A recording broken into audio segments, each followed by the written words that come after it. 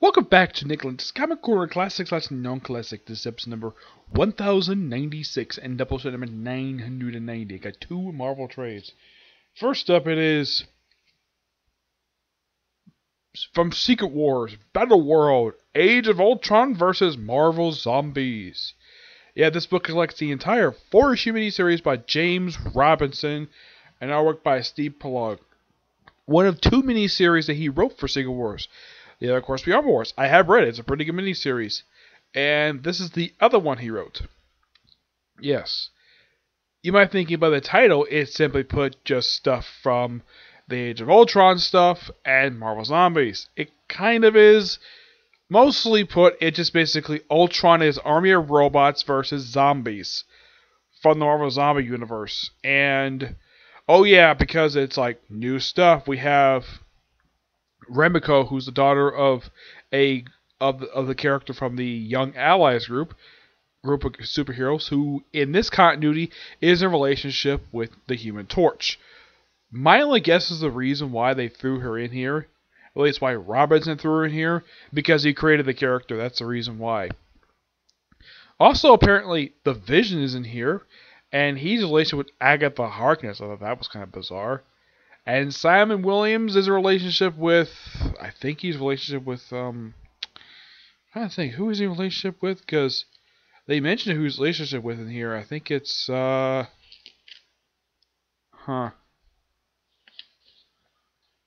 It's not the Scarlet Witch. No, I'm trying to remember who it is. Because they mentioned it in here.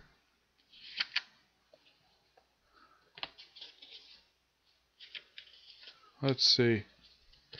Who is his girlfriend? I think it's not Janet. No.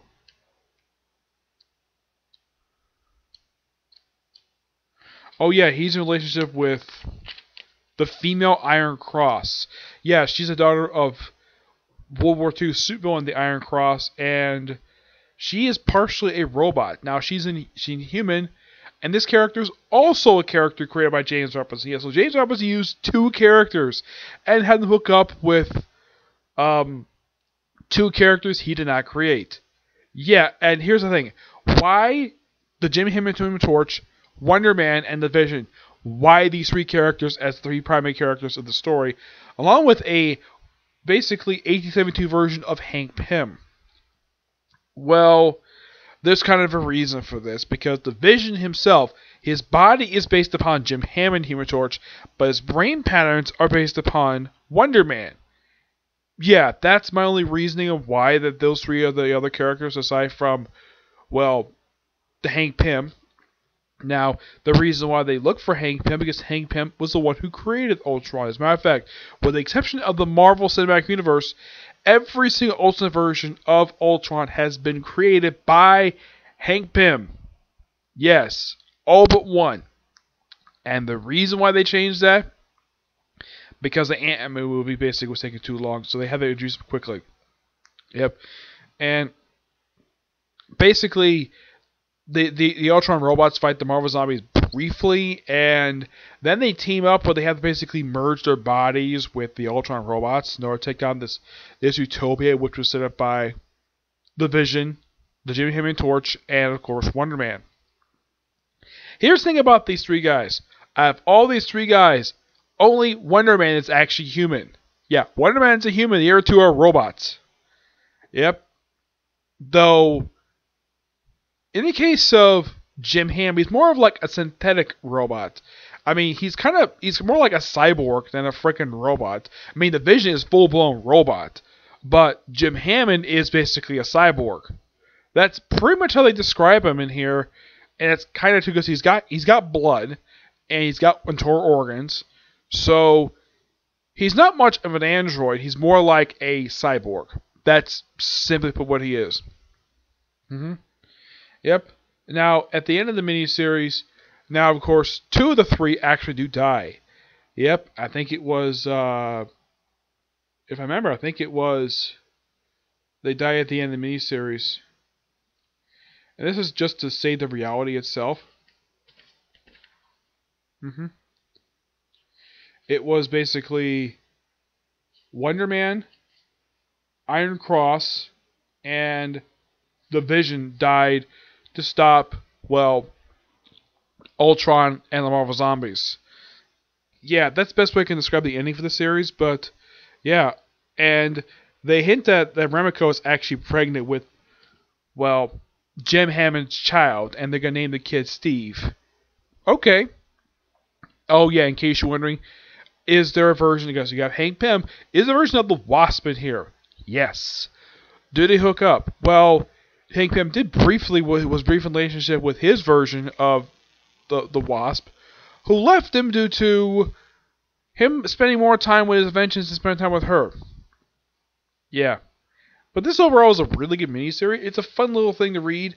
Give this book a 9.5, at least a 9 out of 10. It's got pretty good artwork, too. Yeah, and they also put in here the first issue of the original Age of Ultron miniseries by Michael Bendis with basically Brian Hitch in the artwork. Yeah, just read the actual miniseries itself just to understand what the heck went on with that. Yeah, the original was so bizarre, and thanks to that miniseries, the timeline broke.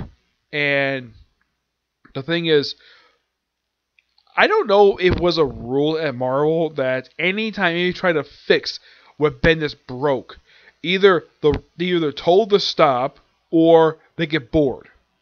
It's like nobody resolved this little plot point. Yet it very vaguely was mentioned from that point forward. Like, I think the last time it was brought up that I can think of was actually in Al Ewing's Ultimates. That was the last time it was brought up. This was about 4 years ago. After that, nothing. Alright, next we have a classic book. We have Star Wars, the Newspaper Strips, Epic Collection, Volume 1, collecting Classic Star Wars, the Early Adventures 1 through 9, Classic Star Wars, Han Solo at Star's End, which is a novel. The first 3 issues first 4 issues of Classic Star Wars, this is a different comic book, and the material from issue 4. And these were basically newspaper strips. Yes, published from... Yeah, there was a period of time where Star Wars had newspaper strips. I looked them online. Apparently this lasted from 1910 to 1984. So they stopped like 2 years after the release of Return of the Jedi. Okay. Yeah, the whole point of these particular stories, it's simply put just telling stories that take place in the same universe the Marvel Comics established. The original continuity. And no, it's not canon because it's a Legends basically logo underneath it. Yeah. Yeah, these published in printed form by Dark Horse.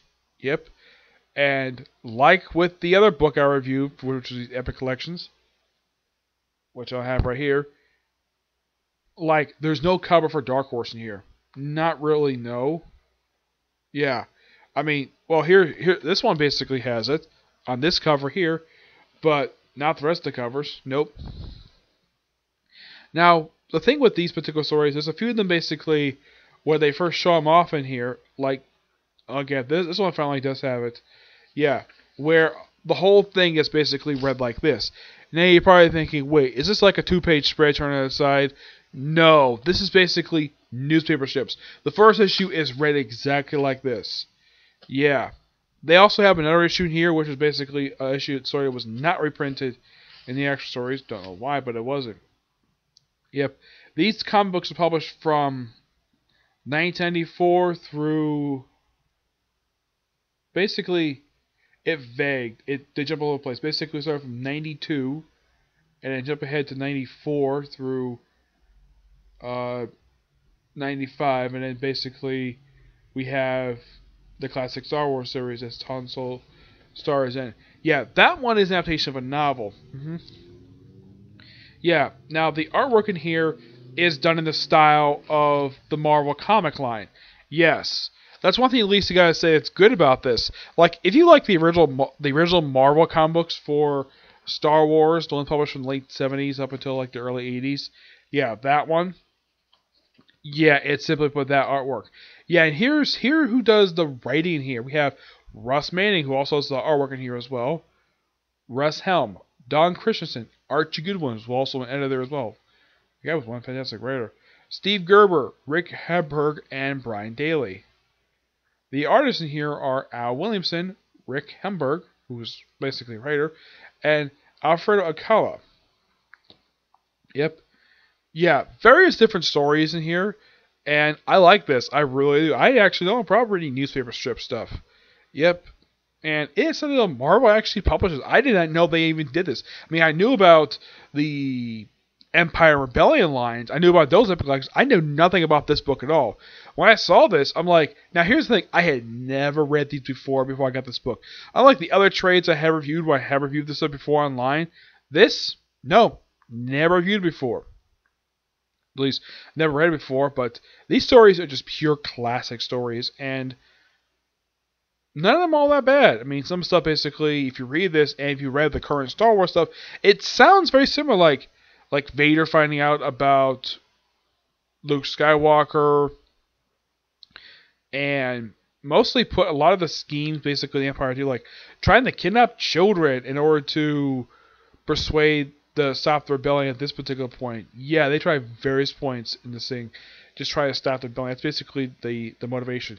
Heck, at one point, they have a character who's related to a character from the movies. We have Tarkin's wife, or at least his widow, pops up in here. Quite a lovely woman.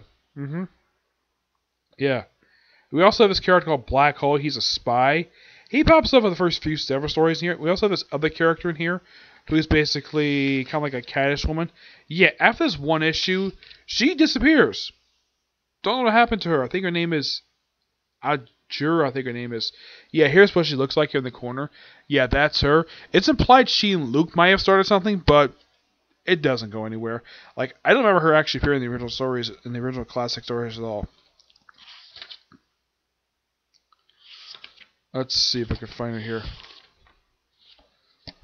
Like, here's a good image of Tarkin's widow.